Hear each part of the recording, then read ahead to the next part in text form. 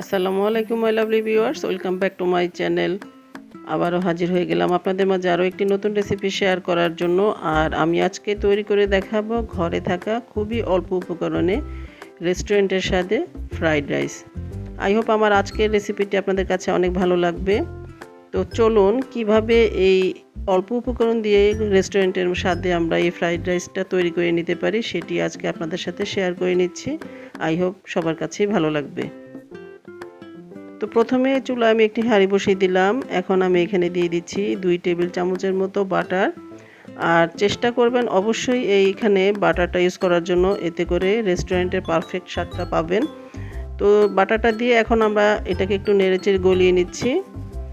যখন বাটারটা পুরোপুরি মেল্ট হয়ে যাবে তখন আমি অ্যাড করে দিচ্ছি 1 চা চামচের মতো রসুন কুচি দিয়ে এখন আমরা এটাকে একটু হালকা ফ্রাই করে নিব, খুব বেশি পুড়িয়ে নেওয়া যাবে না।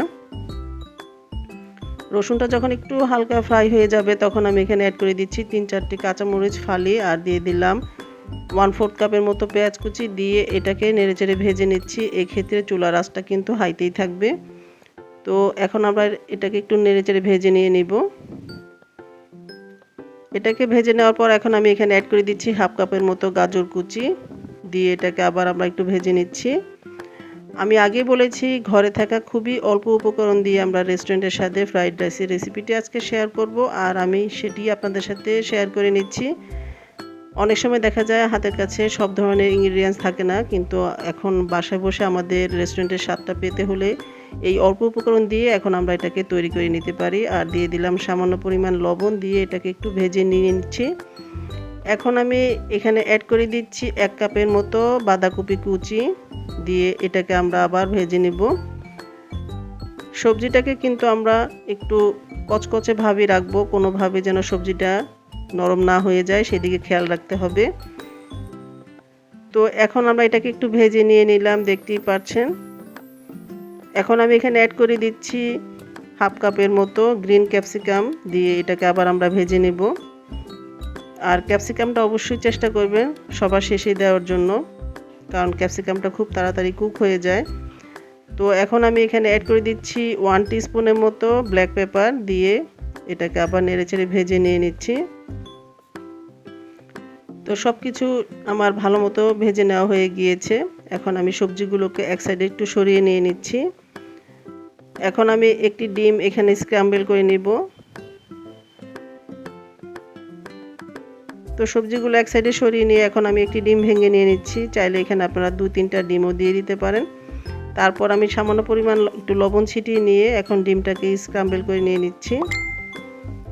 তো ডিমটা স্ক্র্যাম্বল করে নেওয়ার পর এখন সবজির সাথে এটাকে ভালো মতো মিশিয়ে নিয়ে নিচ্ছি। চুলার আঁচটা কিন্তু হাইতেই আছে।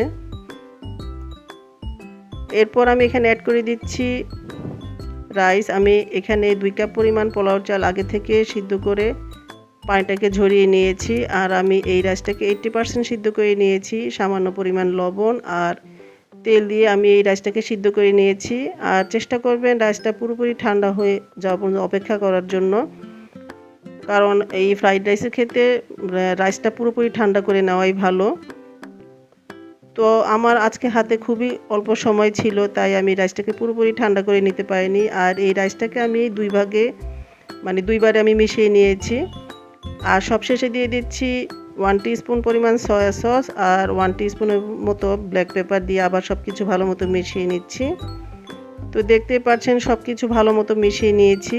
আমার ফ্রাইড রাইসটা একদম পুরোপুরি তৈরি, আর কতটা ঝরঝরে হয়েছে দেখে আপনারা সবাই বুঝে নিতে পারছেন। তো আমি গরম গরম ফ্রাইড রাইসটাকে চিকেন ফ্রাই দিয়ে আমি আজকে এটাকে সার্ভ করে নিয়ে নিচ্ছি।